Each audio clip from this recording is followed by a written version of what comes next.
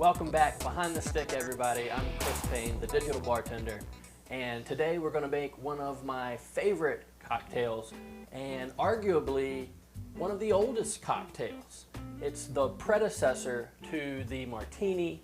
This is the Martinez. Now, there's a lot of debate over the years as to the exact origins and the origination story of the Martinez. Lots of different opinions. Can get pretty flared up in the bar world. Not going to get into any of that today. Just going to explain a little bit about exactly what the bone structure of the Martinez looks like and how to play within that realm to the specific flavor profile that you're looking for. So right about the same time that whiskey was dressed up with the old-fashioned, the Martinez was the answer for gin. You've got to remember about early 1800s culture, the times. People didn't have a whole lot of refrigeration. Oftentimes cocktails were not even chilled, and spirits were not as polished and as refined as they are by today's standards. And therefore the birth of a cocktail was to make these spirits more palatable, make it easier for them to be drank. And so to pair with the beautiful botanical notes within the gin, vermouth was added, bitters for balance, and thus the Martinez came into being. So without further ado, we're going to make one of my favorite examples of the Martinez, and as we go along, again, I'm going to explain a little bit about how you can play within this realm to change the flavors up a little bit. So we'll start with our mixing glass, and a Martinez is, again, it's a gin-based cocktail. Typically an Old Tom gin would be used, which is, as opposed to the bright, crisp, sharp flavors in a London dry gin, an Old Tom style of gin is typically going to be barrel aged for a little while. It softens it, rounds out those botanical notes, colors up a little bit of that caramel color into the gin. I don't have an Old Tom gin today. I'm going to use an American gin. This is Aviation Gin. Again, not nearly as bright or crisp as the London dry variety, which is going to lend itself really nice to a Martinez. Okay, so we're going to take our 30 milliliter or 1 ounce right to the top.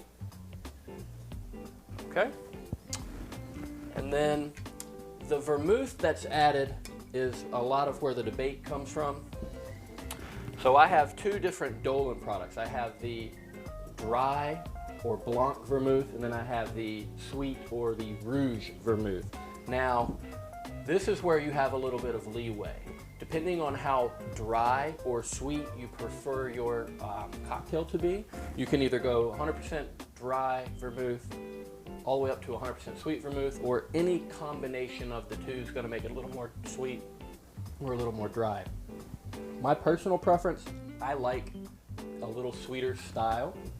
I like Negroni cocktails. I just tend to enjoy, sweet vermouth still isn't very, very sweet. It's just going to be a little more sweet than the dry vermouth, which I like more in the martini. I like the sweet vermouth more for this particular cocktail. And so again, we're going to go with 1 ounce.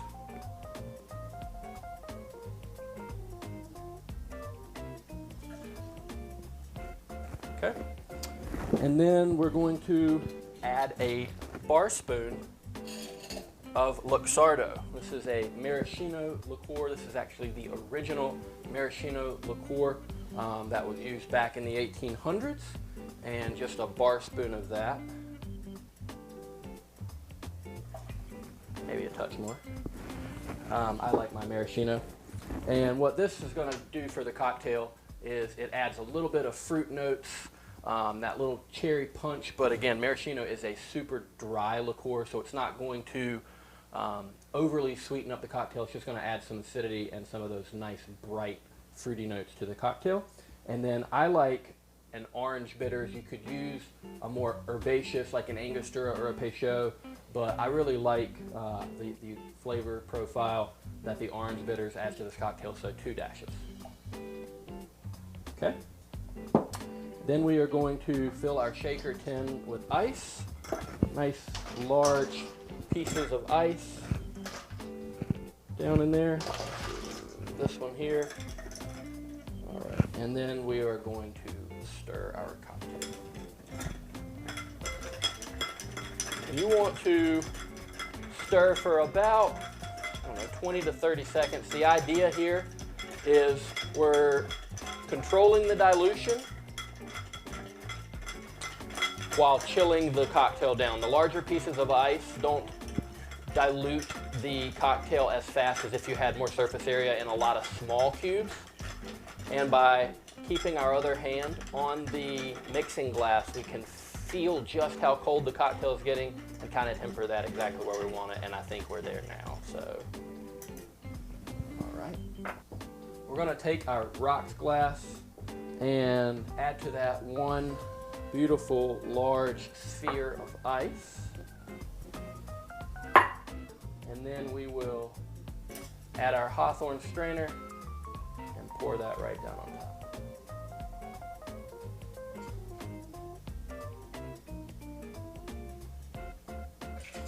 Beautiful.